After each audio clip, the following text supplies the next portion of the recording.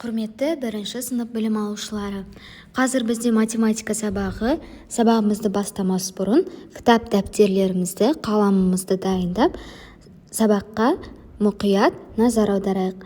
Балалар, суретте сіздерде әртүрлі түсті құрттар берілген. Жоғарыдағы күлгін түсті құрттың ішінде сандар бар. Көріп отырғандай есептер, ал есептерде белгісіз сандарды табуымыз керек. Ол үшін бірінші бағандағы құрттарға назар аударайық. Бірінші бағанда барлық есептер қосу амалымен берілген. Ал екінші бағандағы құрттардағы есептер азайту амалымен берілген. Енді осы қосу амалына қарап, біз азайту, кері есептерді құрастырамыз. Яғни біріншіде 4 пен 4-тің қосындысы 8-ге тең. Ал кері есеп 8 пен 4-тің айырмасы 4-ге тең болады. Дәл сол сияқты қызғылт және де жасыл түсті құрттардың есептерін шығарайық. 7 мен қандай санның қосындысы 9-ға тең болады? Осы сұраққа жауап береміз.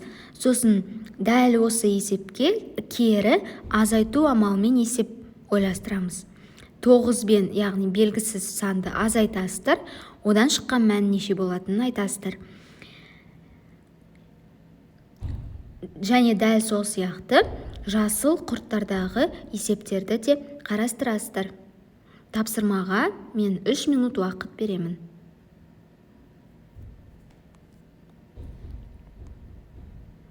Осы есептерді дәптерге әдемілеп жазып шығыңыздар. Олай болса, бүгінгі біздің тақырыбымыз қосу мен азайту, өзара кері амалдар. Балалар, бүгінгі сабақтың мақсаты сіздер осыған дейінгі алған білімдеріңізді қолдануды үйренесіздер. Яғни қосу мен азайтуға есептер шығарасыздар. Балалар, енді суретке назар аударыңыздар. Неше бала саяхатқа шықты? Ал ересектер нешеу?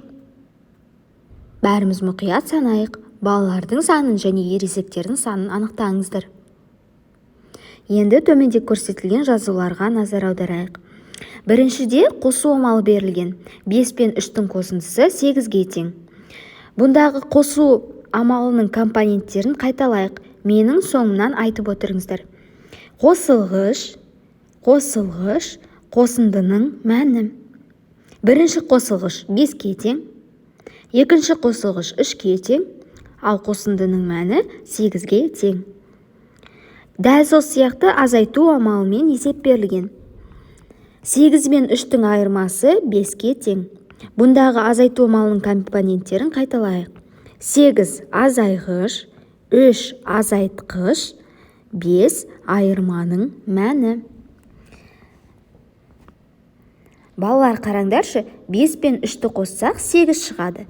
Ал дәл осы есепке біз кері есеп шығарғанда 8 бен 3-тің айырмасын алуға болады, немесе 8 бен 5-тің айырмасын алуға болады. Бұдан шыққан қорытынды қосу мен азайту өзара кері амалдар. Енді бос орындарға тиісті сандарды қойып, дәптерге жазып шығыңыздар.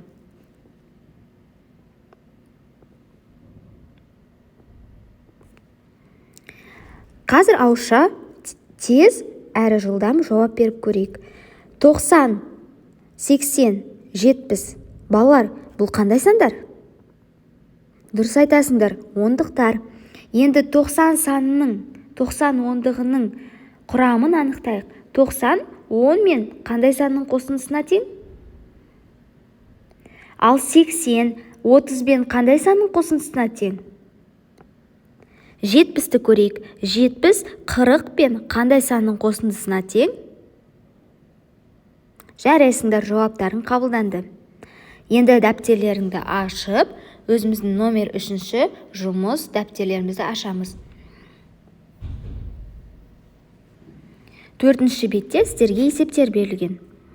Бірінші есеп мысал ретінде көрсетілген. 4 саны 3 пен 1-дің қосындысына тең. Енді осы 3 санды қатыстырып, біз 4 есеп құрастыра аламыз. 2 қосу амалмен есеп және 2 азайту амалмен есептер. Бұндағы 1 мен 3-тің қосындысы 4-ке тең. Қосылғыштардың орындарын ауыстырамыз. Керісінше 3 пен 1-дің қосындысы 4-ке тең. Және осы қосу амалдарына кері азайту амалын жазамыз. 4 пен 1-дің айырмасы 3-ке тең, 4 пен 3-тің айырмасы 1-ге тең. Дәл сол сияқты қалған есептерді де шығарып көріңіздер. Есептеріңізді балалар дәптерге жазуларыңызға болады.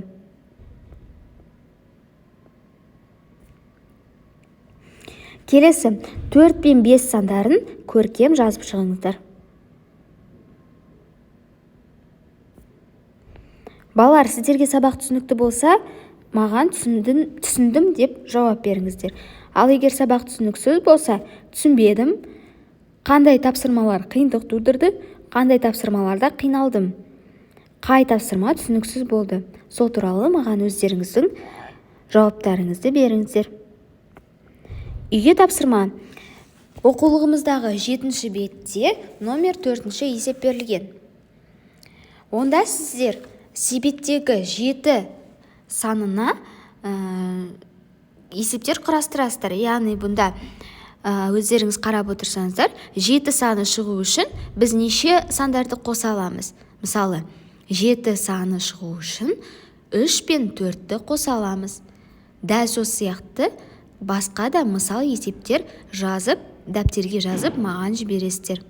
Үй жұмысы түсінікті болса, сабағымыз аяқталды. Сау болыңыздар.